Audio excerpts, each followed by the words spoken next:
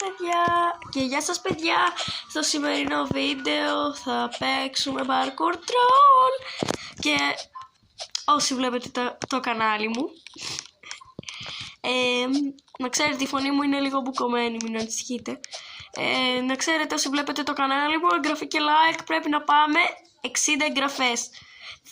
Και ευχαριστώ για το πρώτο βίντεο, το έφτιαξα τελικά και είχα όλες τις εγγραφές μου και έβλεπα από το παλιό μου κινητό ότι έχω χάσει 1.000.000 εγγραφές. Ντροπή παιδιά, ντροπή, πολύ ντροπή. Αλλά δεν πειράζει, έχουμε φτάσει. Καθόλου δεν πειράζει. Μου πέφτει αυτό.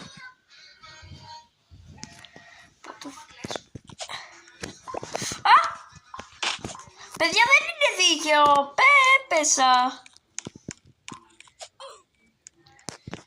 Παιδιά, όσοι θέλετε να με κάνετε friend, με λένε Κόνακο το Παυλαμπέστη. Εδώ είναι δίπλα μου η αδελφή μου, απλά. Ναι.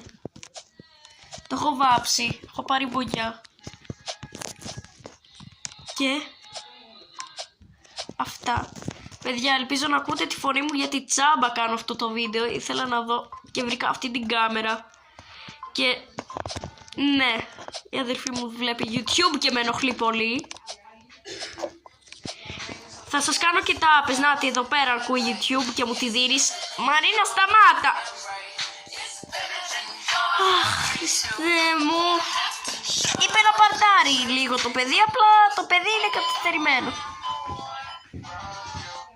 Χορεύει, χορεύει, χορεύει, απλώς χορεύει. Είπε να παρτάρει. Μάρι, σταμάτα. Αχ, τώρα πηδάει στο κάου. Αου, αου, αου, αου, αου, ρε, σε πάρε. Σταμάτα. Ιου.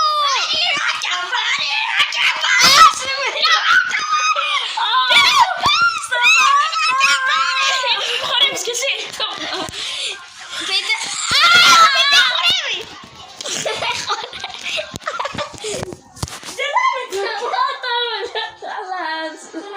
Σταμάτα!